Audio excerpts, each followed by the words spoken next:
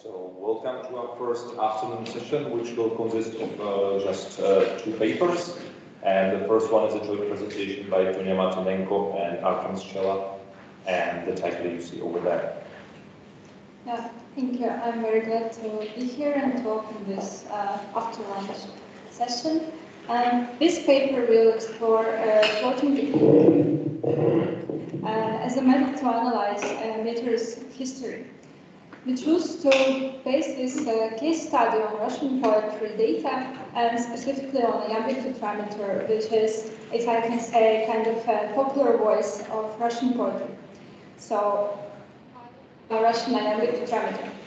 In Russian poetry, these form draws the most attention among any other metrical forms for being the most classic and widespread meter. Its history started in the middle of the 18th century with the establishment of a central syllabic metrical system in Russian literature, and this system was directly associated with the classical genre system, where each meter has a genre domain. In particular, iambic tetrameter was the meter to be used in ode, the most important 18th century genre in Russian poetry. If we skip a few decades, in the end of the 18th century, iambic tetrameter started to be associated with emerging genres of elegy and fragment. And starting from the elegy, this meter diffused to other genres, and especially to poems which were genre ambiguous. In the history of the Russian verse, Mikhail Gasparov directly connected this diffusion, or so to say expansion of iambic tetrameters with the fall of the genre system in Russian poetry in the 1830s. The appearance of the universal meter, or the meter that can be used for almost any genre or theme, led to the fall of the genre system, as well as to the decline of iambic tetrameter itself. And from the 1840s, poets started to use more archaic or ternary meters, which established new association between forms and themes. Thus, this period of expansion of iambic tetrameter separates two major epochs in the history of Russian poetry: the late classic system of genre stability and the new one without genres but with the association between themes and meters. However, the process of expansion itself was not studied in detail, while most of the research in iambic tetrameter focused on rhythmical forms of this meter, and a broad description of the history of iambic tetrameter and its expansion was only given by Gasparov. At the same time, versification scholarship has quite a long tradition of studying meter and semantic associations, namely the phenomenon of semantic halo, stable relations between themes used in a given meters. The semantic halo was firstly qualitatively studied on the base of rarely used meters by Gasparov, and not that long ago this phenomenon was proven to exist in large poetry corpora and different poetry traditions by Artjoms Šeļa and Artjoms. The history of iambic tetrameters suggests quite the opposite of the semantic halo phenomenon, not the stability of the semantics, but some semantic widening and universalization. However, we claim that these processes are topologically close and that they can be traced with the help of a formal modeling. So in this paper, we want to discuss if there is any meter-meaning relationship in universally used meters. And for this study, we have chosen a known case of iambic tetrameter in Russian tradition, but in principle, similar question may appear while studying, for example, English iambic pentameter in more dominant meter. The second question is whether we can formally or computationally model and trace such meter-meaning relationship and how they evolve over time. If we take Russian data, we can ask, can we specify the chronology of iambic tetrameter expansion? Can we see which themes it acquired and which, if any, had been lost after the expansion period. To discuss all these questions, we use data from the Russian national corpus, the poetical subcorpus, selecting poems dated from 1760 to 1850, sampled them and lemmatized, and it resulted in about 13,000 poems, from which we selected only 5,000 of the most frequent words. So the data we work with and on which we build a model includes about 400,000 tokens. This might seem to be quite a large corpus, but if we look at the number of poems in different meters, it appears to be very unequally distributed. And on this plot, the labels are sized accordingly to the number of poems in a given sample. So if you cannot see how many poems are, for example, in that hexameter, it's exactly because they are not visible from this corpus size. So only few meter forms we can actually use for further analysis. These are iambic meters and trochaic tetrameter. To formalize poem semantics, we use topic modeling that allows us to present each poem as a vector of probabilities, of topic probabilities, and each topic is a set of probabilities of all words in the corpus. To give a short example, here are the most probable words from one of our 75 topics, which can be named as a war or a battle topic with the most probable words such as sword, fight, blood, and so on. As we have each poem as a vector of topic probabilities, we can see a poem as this. Here is a poem that has very high probability of the war topic from the previous slide, but also something like a storm-related and song-related topic. But if I go back to the question of thematic expansion of a meter, it is not enough in our case to just present distribution of topics over time in some kind of a bar plot, for example. So we decided to use another plotting technique to explore the expansion path on the time scale, namely the networks. So if we have a poem presented like this, with several highly probable topics inside, we can say that these topics are linked to each other. In a network, we can present a topic as a node and connect these topics with edges if they appear in the same point. This gives us an opportunity to plot together the structure of topic connections in different meters. At the same time, we can slice our corpus in, for example, 5-year slices to see how the structure of themes inside the meter changes over time. Quite the same idea, I think, idea about not just the list of themes in a meter, but about the structure of theme connections inside the meter was expressed by Gasparov when he was talking about semantic halo. So we find it quite curious to plot some networks on this data. Not to wait long, here are the networks which present how connections inside the iambic tetrameter changed over time. Each network bubble displays a 5-year slice from 1770 to 1850, and we can clearly see that there is a very few connections in the beginning, in the first row, but quite a lot of edges connected together in the 1820s. So the network for the 1820 5-year slice and 1825 especially shows when the poems with the most different themes were all written in iambic tetrameter. However, the thematic expansion was not lasting very long, and already in 1835 iambic tetrameter was not universally used, so it has lost most of its connections. Can we see any similar expansion path for other meters in this period? We have two examples with meters which have the biggest samples.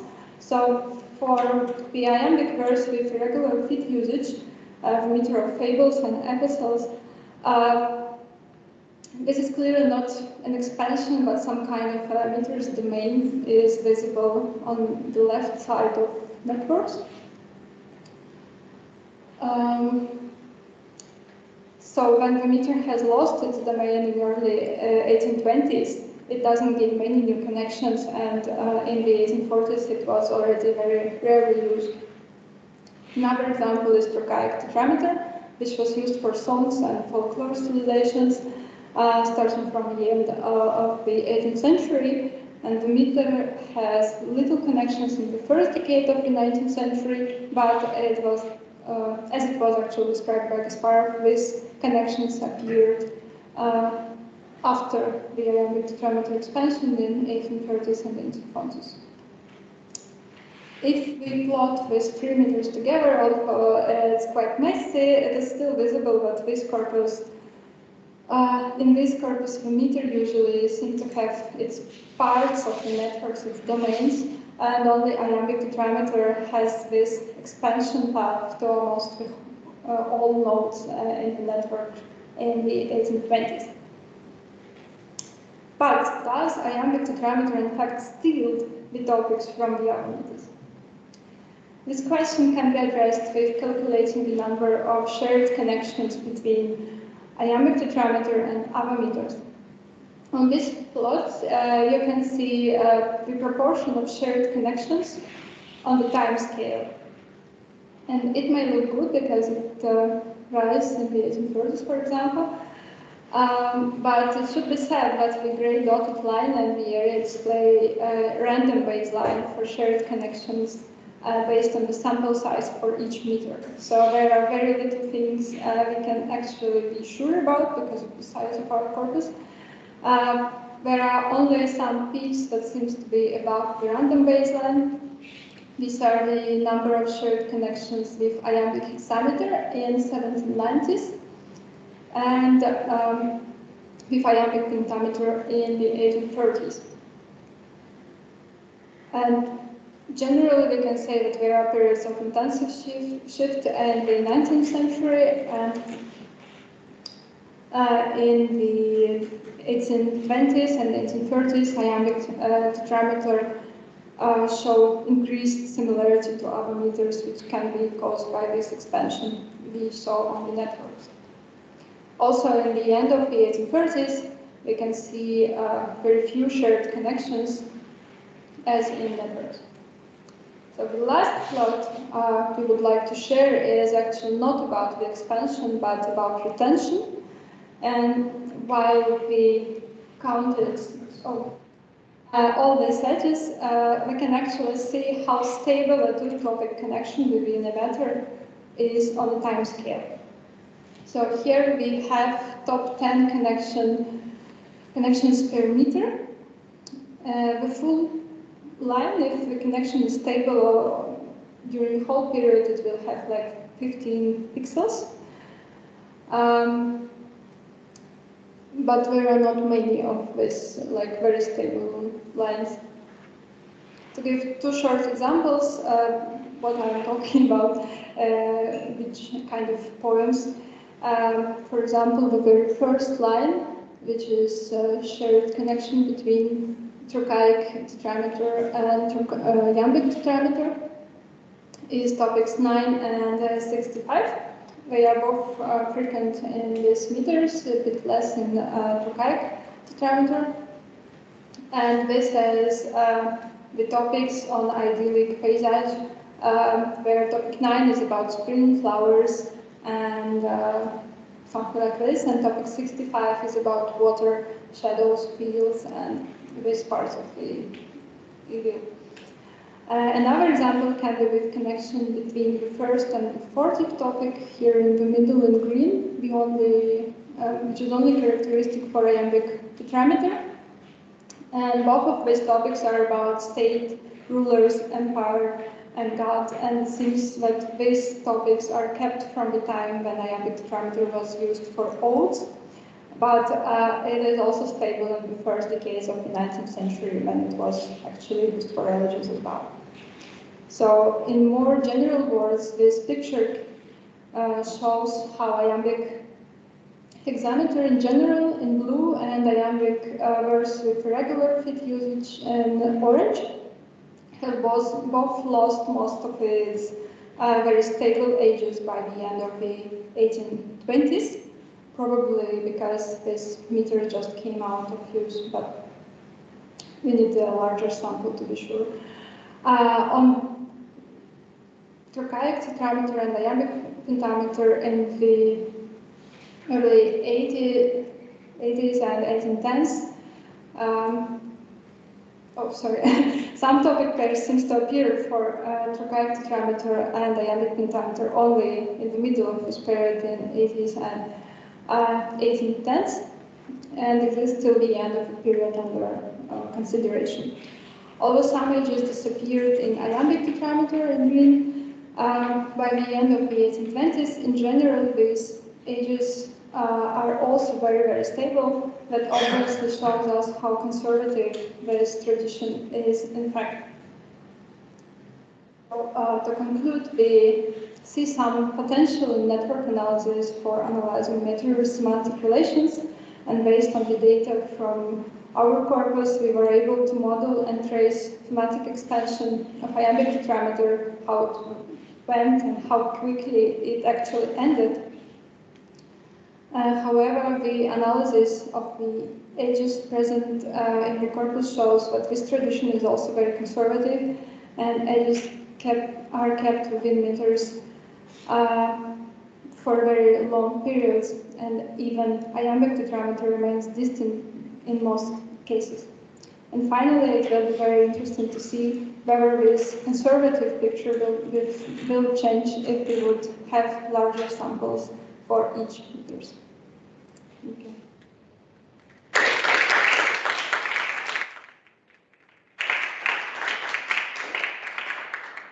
Thank you very much for your presentation, and now it's time for a discussion.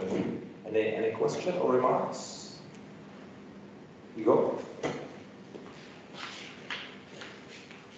Thank you. So I'm very much impressed both by the practical results and some theoretical perspectives of your approach. What I am talking about now, maybe what I'm going to say has some practical application too. What we are talking about is metrical semantics, right, or semantics of meter, which means that we have to define what is a signified here and what is a signifier. A signified was defined in three different ways. Yours is third, and this is the next step in the development of this approach. The very first one was by Jakobson and Taranovsky, who described semantics as a particular set of motifs found in a particular rhythmical form of 1 meter, and most of the poems, or many important poems written by this rhythmical version of this feature, had this set of motifs. It did not have any, it didn't have much continuation, this approach, because actually this is a description of kind of intertext. All those poems are mostly oriented toward each other and towards the initial paragraph. They were studying the iambic pentameter from the Nemesky, which goes back to Vermutas, Kajarina, and Varro. The next step, which was actually a reinterpretation, was made by Gasparov, who introduced the term semantic halo, invented earlier, but it was out of use until he started using it in 1979. And he started describing this semantics differently, namely, as a set of abstract topics, and that's how he formulated, like night, death, and so on. Similarly to themes in description of semantics and structural linguistics, and this is obvious orientation of Gasparov, who was part of this structural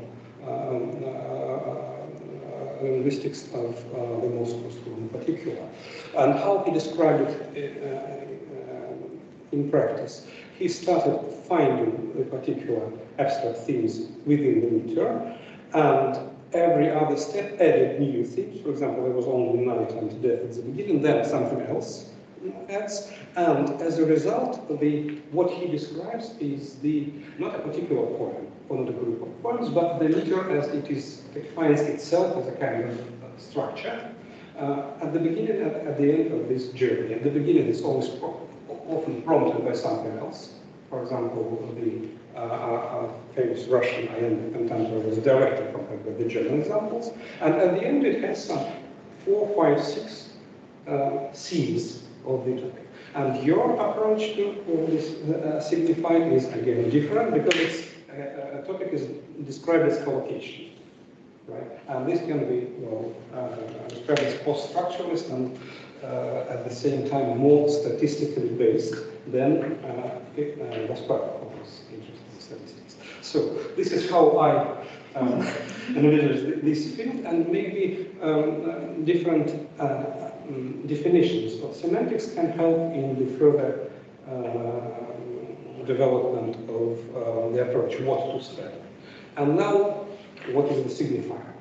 In all your examples, you used only monometric meters, and the same did Gaspar, right? Monometric points.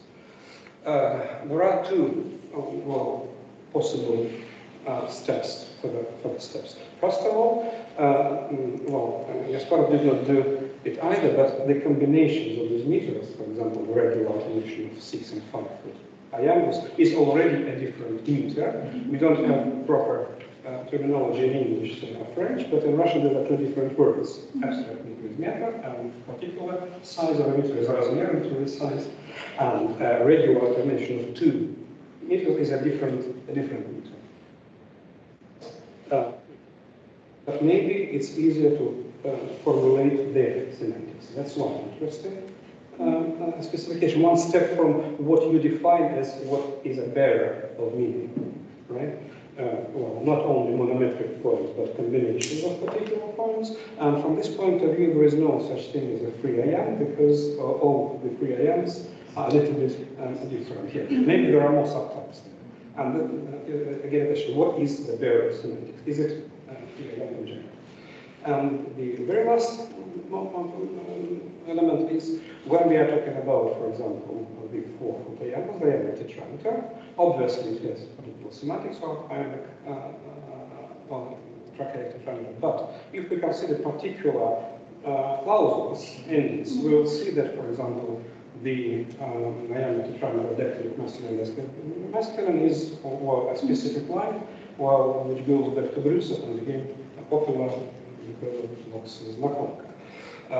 Which means that we partly include in the general semantics of this 4-foot iambus something which belongs to only one part of the tradition, namely to a particular constellation of endings, which means that not all the iambic tetrameters belong to the same set.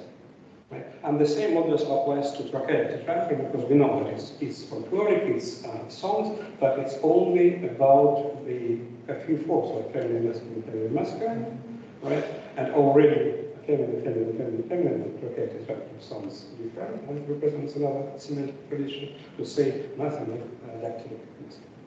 Right? So I think that if we introduce all these differentiations, this can help us to make some further steps. I don't know if it's helpful or not, hope that I am not the only person who's thinking in all these directions. We actually even have this data in the model now, and we can try to subtract that, but at the moment it's not enough.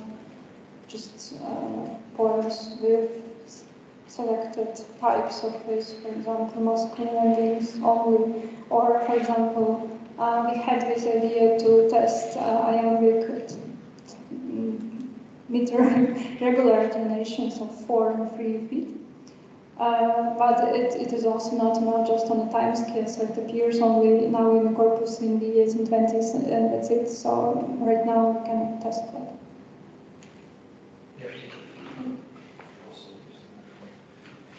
Just a little bit thing to add. Thank you for the comments. We actually have, so this is, of course, you're right, this question of granularity of form description, but the forms are also appears to be nested. So, for example, iambic tetrameter, if we just say the iambic tetrameter, it is recognizable from its semantic profile would be recognizable from another meter. But if we also subdivide on the larger data that we had in the paper, if we subdivide it to the clausal variations, right, regular articulation or all feminine, like a meter of all feminine clausulas, they will still appear different. So within the general domain of meter, there seems to be domains that are still clearly recognizable. So of course, it's always a question of granularity and kind of the granularity of description that sometimes might be enough, that just from perspective of computational studies, and sometimes it's not clear. Yeah. But thank you. Yeah. Thank you for very interesting and fruitful analysis. I have two remarks. First, you absolutely correctly mentioned that popularity of the meter is important factor. Not only, yes, of course, more frequent this meter is, more broad is this thematic power. But here's two factors additional. Not only relation between lexic and metric constructions, but in between is a genre. And as you know perfectly, when Lomonosov established a system of neo-Russian versification, a very strong system which meter, which genre, which style, and thing. If we look on the repertoire of the end of the 18th century, this system, Lomonosov system will be corrupt. And there are two meters which are most universal. This is a free iambic and iambic hexameter. Then in the 19th century, especially in the 1920s, the iambic tetrameter becomes a universal lyric meter. What that means that you must look also at the literary evolution, not only this correlation between meter and lexical structure. And second remark is maybe contradict what Igor suggests. In mathematics, semantics is something different. It's not a sphere of teams, but any relation. And from this point of view, we can see, yes, if it is iambic tetrameter, then it's more likely these and these things. But also the contrary. If there are war, victory, emperor in the 18th century, what that means? That means iambic tetrameter. Yes, so the method can be meaning of and vice versa. Thank you.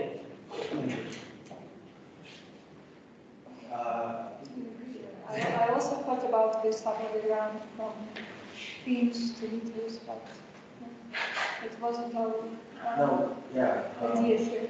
In a way, what we see during this kind of different phases of the research on meters and semantics is that kind of meters are the self-fulfilling prophecies, right? Because first we shape them kind of by the behavior and by the genre system, and because they are also structures that differ and we perceive them differently, they are mnemonical forms. They continue kind of to shape our further behavior because we perceive them differently. So there is a way of circularity in how meter semantics is used and develops in history. But for the semantics, I think like our approach to semantics is completely post-structuralist in a way, right? So it's a usage-based, so we infer the topics from just work objects themselves. But there could be other ways to model this in a more formal semantic perspective as well.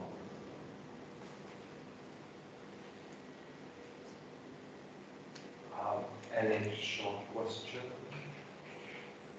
So we have actually a question to Tonia and Artjom online. Yes. Was that Maria? Yeah, it was by Yelena. Yelena?